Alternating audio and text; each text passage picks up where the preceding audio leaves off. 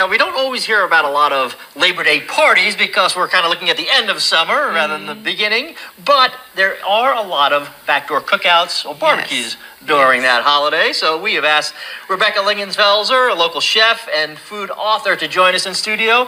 You're actually going to bring a little Tex-Mex to the party this time. How you doing? That's right. I'm doing good. It's good to be here. Yeah, well, thanks so much for coming in, and you've got quite a spread here. We are putting a little grilled corn salad together. That's right. It is a summer corn and avocado salad. While corn is still in season, it's bright, it's healthy, and it's so versatile. Well, all these fresh ingredients smell fantastic. I can only imagine how great they're going to look when they go together. So we're going to do two things at the same time here, right? Yes. I'm going to get you going on the dressing for the salad. It's got a little lime juice that's already in our measuring cup. Got lime juice. And you can go ahead and add that garlic that we've minced. Oh, you've got the garlic ready to go. All right, we'll get that in there. You're going to add a little bit of chipotle powder, chili powder, about a teaspoon and a half. All right, you measure or you don't measure?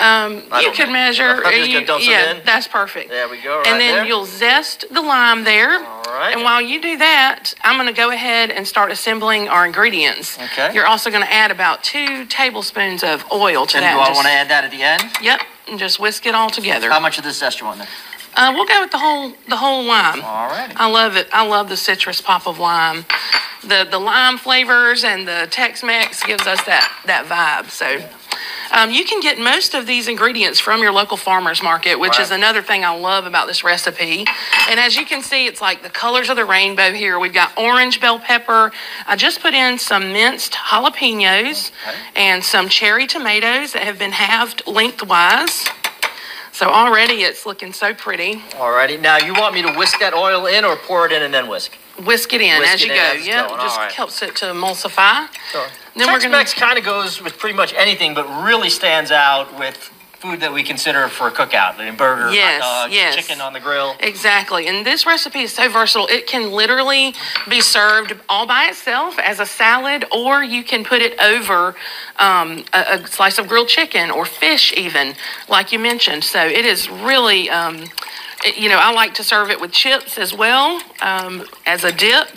And you can even add it to your tacos. Oh, man, that sounds great. I mean, it's really a great recipe. How much of this oil did you want in there? A couple teaspoons? Yeah, about 2 tablespoons. All right. I think I've got that in there. I ended up taking a little cap off of there because it was coming out in dots. So now, over here on the grill, Tim, I have gone ahead and grilled about 3 corn on the cob. I've got 2 already chopped up, and this one has been going for about 10 to 15 minutes. So we're going to go ahead and take that off our grill pan. You can do it on an indoor grill or an outdoor grill pan.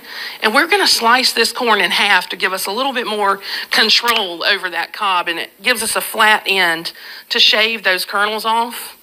And I love charring this corn because it just gives it another dimension of flavor. Yeah, it really changes the flavor of it almost. Yeah. It brings out the sweetness, doesn't it? Absolutely. Instead of just boiling it or just cooking it regularly. So.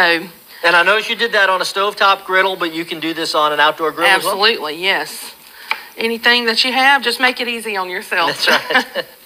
And that's actually, the color is going to be great with this too. Absolutely. Because it's just going to be one that we don't have in there yet. So that's make it look great. That bright yellow.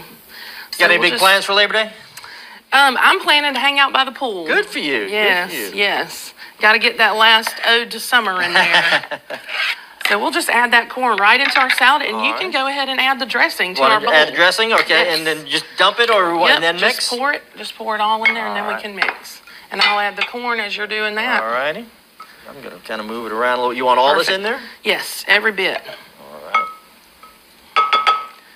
Yum. And so we add the dressing so we can go ahead and mix it with all those vegetables, and then we'll add the avocados so we don't bruise it or break it up. You want those in last because they are sensitive. That's right. And they don't like to be mixed up like this. That's right. So as you can see, we've got sweetness and crunch from the corn and the bell pepper. We've got creaminess from the avocado. So this dish really does have everything that makes a salad sing. And it's actually, we're calling it a salad, but there's a lot of things you can do with this. Yes. So then we're going to season it really well, and that's the key. Do not under-season this. So we're going to add our kosher salt here, good couple of pinches of that, and then some freshly ground black pepper.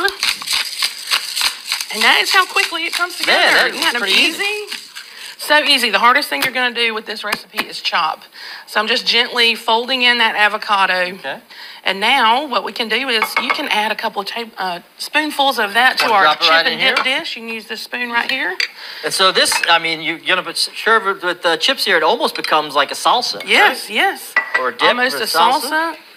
Also, we're going to put it in this pretty white bowl here, and it could go right. Avocados in oh, there look too. how pretty that is. It's looking great. And we can also add a few leaves of cilantro. We can just tear them right over, and that brings out that Tex-Mex vibe and just another little note of flavor.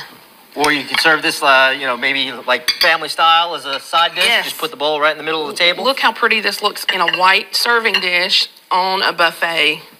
Who would not go for that? I think it would be the first one to go.